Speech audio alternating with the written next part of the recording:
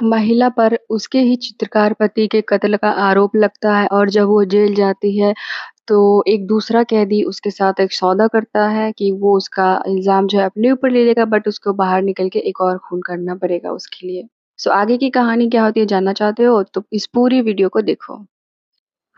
Hello and welcome back to my channel literary Sumi and start करते हैं। ये video बिल्कुल स्पॉइलर फ्री नहीं है और आज हम लोग डिस्कशन करने वाले हैं एक वेब सीरीज की जिसका नाम है प्राइस ऑफ कन्फेशन जो नेटफ्लिक्स पर अवेलेबल है। फिल्म की कहानी स्टार्ट होती है जिसमें एक वेयर हाउस में पेंटिंग वेयर हाउस है। वहाँ पर एक महिला अपने जख्मी पति को लेकर के रोते रहती है, चिल्लाते रहती है और पुलिस को कॉल करती है। नेक्स्ट सीन में हमें पता चलता है कि पुलिस उसी के ऊपर शक कर रही है और उसी को धर के ले गई है। दूसरी तरफ हम देखते हैं कि एक लड़की जो है एक घर में है और 2 लोगों का खून कर चुकी है और आराम से उस घर में बैठ के चिल कर रही है, खाना खा रही है और उस लड़की का नाम है मून।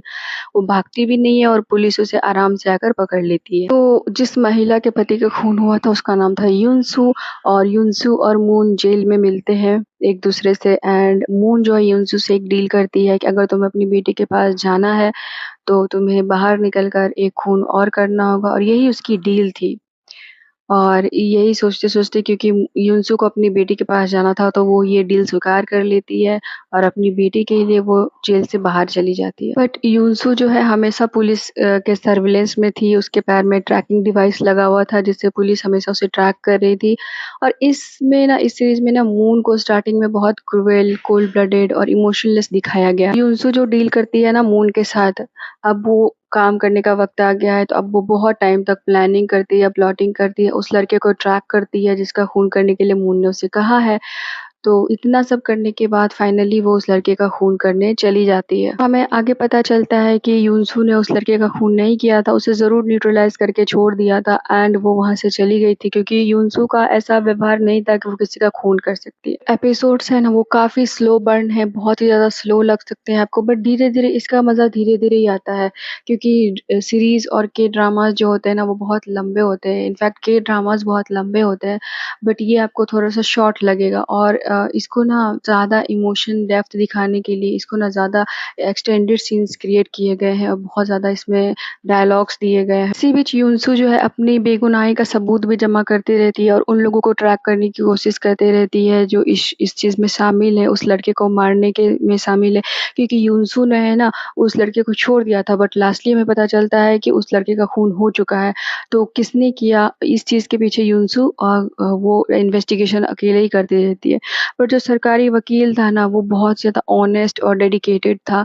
तो वो ना जब उसे समझ में आता है कि युनसू भी इनोसेंट है, सो वो कभी-कभी युनसू की हेल्प भी करता है एंड उसकी बेटी को अपने पास रखता है ताकि युनसू को इतनी परेशानी ना हो सके। तो हमें धीरे-धीरे पता चलता है कि उसके जो पति का जो कनेक्शन था, वो उस वकील के साथ जो था, जो मून का वकील था।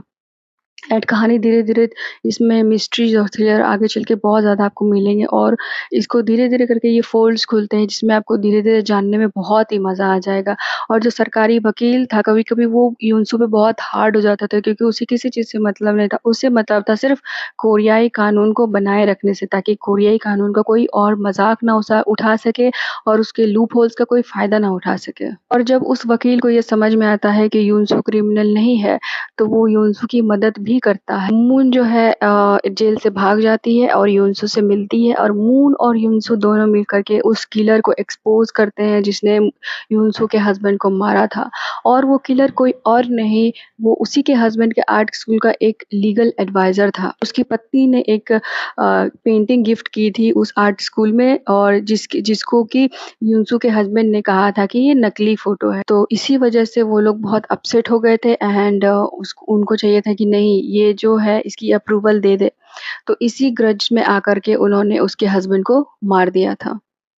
तो मून जो है लास्ट में उससे फाइट करती है और इनफैक्ट उसको मार देती है और खुद भी मर जाती है। लास्ट में हमें पता चलता है मून की कहानी भी बैक स्टोरी में पता चलती है कि मून जैसी है वैसी नहीं थी क्योंकि उसके पास्ट में बहुत ही ज़्यादा कुछ हॉरिफिक चीज़ें हुई थी जिसकी वज़ह से वो बहुत डिस्टर्ब रहती थी। उसकी बहन का इनफैक्ट उसकी बहन के साथ बहुत बुरा हुआ था जिसकी वज़ह से वो इस तरह से हार्ड एंड इमोशनलेस हो चुकी थी क्योंकि वो अपनी बहन की रक्षा नहीं कर सकी और वो एक बड़ी बहन होने के नाते अपनी बहन बहन की हमेशा रक्षा करनी चाहती थी, बट लास्टली मून को युनसू में अपनी बहन दिखती है और उसकी मदद के लिए वो अपनी जान भी दे देती है। लास्ट में आपको बहुत ज़्यादा आपको ये सो इमोशनल लगेगा, क्योंकि आपको मून के ऊपर दया आ जाएगी, क्योंकि वो बहुत ज़्यादा प्यारी और अच्छी लड़की थी, जिसने हमेशा लोगों के लिए अपना जीवन दे दिया था कि लोगों की मदद करने के लिए। कोविड के टाइम पे जब वो थाईलैंड में थी, तब लोगों की उसने बहुत मदद की थी और उसी की बहन की हत्या हो गई उसी टाइम पे और वो उस वक़्त पहुँच नहीं पाई थी।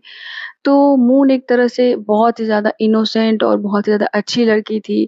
और इसमें एक और ख़ासियत है कि सीरीज़ जहाँ से स्टार्ट होती है, वहीं पे सीरीज़ ख़त्म होती है और आपको इमोशनल छोड़ देती है। तो इसके 12 एपिसोड्स हैं और लंबे-लंबे 12 एपिसोड्स हैं और इसमें बहुत सारी चीज़ों को दिखाया गया है। थोड़े-से शॉकिंग एलिमेंट्स भी कभी-कभी आपको दिख जाएँगे, एक्स्ट्राऑर्डिनरी चीज़ें भी दिख जाएँगी और ये सीरीज़ बिल्कुल ही मुझे वुमेन सेंट्रिक लगा, क्योंकि ये इसमें जो था ना, वुमेन एम्पावरमेंट को भी दिखाया गया था एंड वुमेन से रिलेटेड बहुत सारी चीज़ों को, वुमेन से रिलेटेड क्राइम एंड वुमेन्स कैसे इस चीज़ से फाइट बैक करती हैं। मुझे पहले नहीं पता था कि कोरिया में भी ये सब चीज़ें होती हैं, क्योंकि इसमें आपको देखने को मिलेगा एमएमएस लीकिंग, ब्लैकमेलिंग, वुमेन्स के ऊपर crime, rape and women women की फ्रेंडशिप बॉन्डिंग, बहुत नेक्स्ट लेवल फ्रेंडशिप एंड सब चीज़, मतलब ऐसा लगेगा कि नहीं, यहाँ दूसरे देशों में भी तो ये चीज़ होती है एंड कोरिया जैसे देशों में जहाँ का कानून इतना सख्त है, वहाँ पर भी ऐसी चीज़ें होती हैं। सो गाइज़, मुझे ये वेब सीरीज़ काफ़ी अच्छी लगी। मैं इसे दूँगी 7 आउट ऑफ 10 स्टार और अगर आप फ्री हैं, आपके पास कुछ भी नहीं है देखने के लिए, तो आप ज़रूर इसे नेटफ्लिक्स पर देखें।